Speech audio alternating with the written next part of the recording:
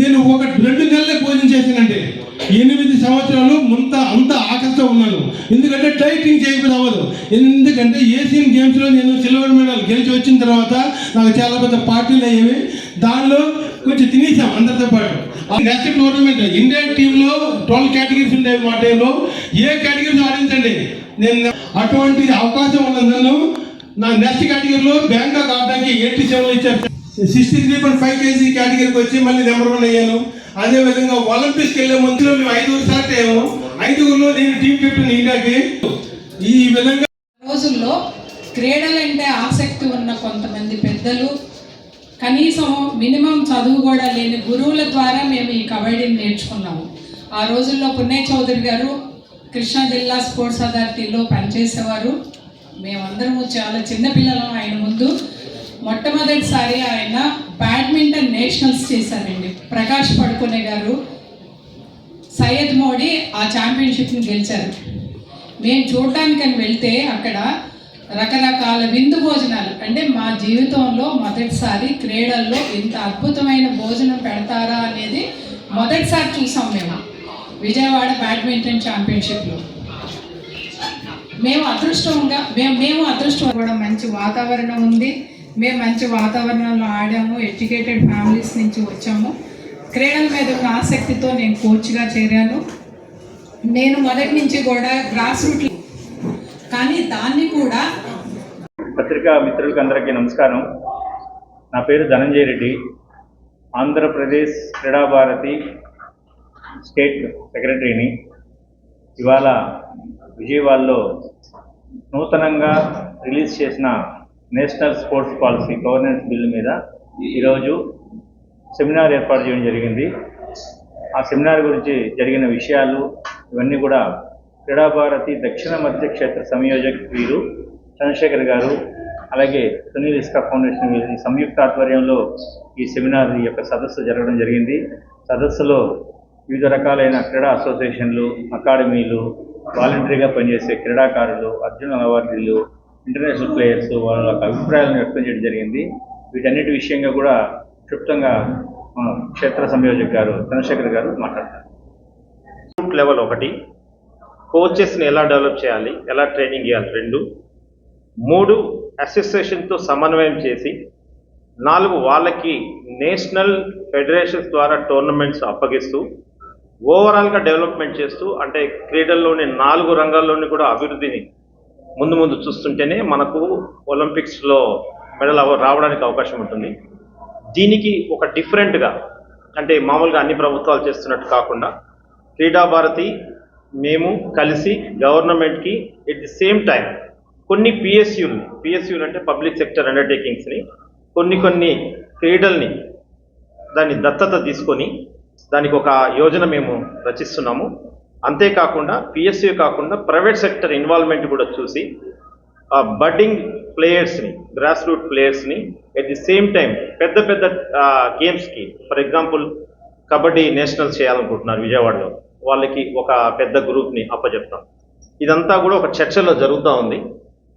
దానికి అంకురార్పణే ఈ యొక్క సెమినార్ ఉద్దేశం. ఈ సెమినార్ అయిపోయిన తర్వాత మళ్ళీ క్రీడాభారతి వాళ్ళతో ఇప్పుడు ఈరోజు ఏమైతే చర్చలు జరిగాయో వీళ్ళందరి కూడా ఒక కూర్చొని ఒక 6-7 పాయింట్లు, ఒక బుల్లెట్ పాయింట్స్ తీసుకొని దాని నుంచి ముందుకి గవర్నమెంట్కి రిప్రజెంట్ చేస్తూ ఎట్ ది సేమ్ టైం మాకున్న ఈ రిలేషన్స్ ప్రకారం గవర్నమెంటే కాకుండా పిఎస్యూస్తోని ఆల్రెడీ ఒక 5-6 పిఎస్యూతో సమన్వయం చేసాము. పిఎస్యూలో కాకుండా ప్రైవేట్ సెక్టర్ కూడా ఇన్వాల్వ్ చేస్తూ గ్రామాల్లో నుంచి గ్రామీణ వాతావరణం సంబంధించిన కొన్ని గేమ్స్ను, ఖోఖో కానీ కబడ్డీ కానీ అట్లాంటివి తీసుకొని ఎట్ ది సేమ్ టైం పెద్ద games football, basketball, volleyball, gymnastic ఈ గేమ్స్లలో ముందుకు పోవడానికి ఒక కాంక్రీట్ ప్లాన్ డిజైన్ చేయడానికి ఎట్ ది సేమ్ టైం ఈ సెమినార్ ఎండ్ కాదు, ఇది ఓన్లీ బిగినింగ్. ఒక 2-3 మంత్స్ తర్వాత మళ్ళీ ఒకసారి మేము అందరం కూర్చొని ఈ యొక్క ప్రోగ్రెస్ని అనలైజ్ చేసుకుంటూ ఏదో సెమినార్ అయిపోయింది కదా అని చెప్పేసి కాకుండా టోర్నమెంట్స్ని ఇమ్మీడియట్గా మేము అలాట్ చేయించుకొని ఎట్ ది సేమ్ టైం కొంతమంది స్పాన్సర్ చేసుకుంటే ముందు స్పోర్ట్స్లో ఒక కదలిక వచ్చి ఆంధ్రప్రదేశ్ స్పోర్ట్స్లో ముందు తరాల వారికి చంద్రబాబు గారి గవర్నమెంటు, అటు నేషనల్ గవర్నమెంటు, ఈ 2 కూడా అలయన్స్ గవర్నమెంట్ కాబట్టి ఇంకొంచెం కంఫర్ట్ లెవెల్ ఎక్కువ ఉంటుంది. దాని నుంచి ముందుకు పోవాలని మా ఉద్దేశం. అందరికీ నమస్కారం. క్రీడా భారతి ఆంధ్రప్రదేశ్ మరి సునీల్ ఇస్కా స్పోర్ట్స్ ఫౌండేషన్ కలిసి ఈరోజు నేషనల్ స్పోర్ట్స్ పాలసీ గురించి ఒక సెమినార్ పెట్టాము. 2011 తర్వాత మళ్ళీ నేషనల్ స్పోర్ట్స్ పాలసీ మీద ఒక కొత్త నేషనల్ స్పోర్ట్స్ పాలసీ ఇప్పుడు వచ్చింది. దీని మీద చర్చలు జరిగాయి. దాదాపు 25 కన్నా ఎక్కువ అసోసియేషన్లు, క్రీడలకు సంబంధించిన వారు వచ్చి ఇక్కడ నేషనల్ స్పోర్ట్స్ పాలసీ గురించి తమ అభిప్రాయాన్ని ఇక్కడ చెప్పడం జరిగింది. ఇంకా అసోసియేషన్లకి ఏమేమి అవసరం, ఈ స్పోర్ట్స్ పాలసీ నుంచి ఎలాంటి ప్రయోజనాలు ఉన్నాయి, ఇంకా ఏమి దీంట్లో మార్పులు రావాలి, దీని గురించి చర్చలు జరుగుతున్నాయి. 25 కన్నా ఎక్కువ అసోసియేషన్ వాళ్ళు ఇక్కడ వచ్చి తమ అభిప్రాయాన్ని వ్యక్తం చేశారు. ఒక 2-3 విషయాలు ఇక్కడ అందరూ హైలైట్ చేసిన విషయాలంటే, కొత్తగా ఇంట్రొడ్యూస్ అయిన నేషనల్ స్పోర్ట్స్ ట్రిబ్యునల్, స్పోర్ట్స్ దీని గురించి ఎన్ఎస్టి, వేరే ఇప్పటిదాకా ఏదైనా ఒక స్పోర్ట్స్ డిస్ప్యూట్, గ్రీవెన్స్ ఇది కోర్టుకి వెళితే చాలా సంవత్సరాల దాకా ఇది లాగుతూ వెళ్ళేది. కానీ స్పోర్ట్స్ ట్రిబ్యునల్, స్పోర్ట్స్ కోసం ఒక ప్రత్యేకమైన ఈ ట్రిబ్యునల్ వచ్చింది. అందువల్ల స్పోర్ట్స్ డిస్ప్యూట్ రీడ్రెసల్ ఇది త్వరగా అవుతుంది. ముందుకు స్పోర్ట్స్ డెవలప్మెంట్ కోసం ఇది చాలా ఒక మంచి పథకం అని చెప్పడం ఒకటి అభిప్రాయం చాలా వచ్చింది. అలాగే అసోసియేషన్, ఫెడరేషన్ గవర్నెన్స్ గురించి ఈ బిల్లో ఉన్న పాయింట్లు అది కూడా చాలా విశేషంగా ఉంది.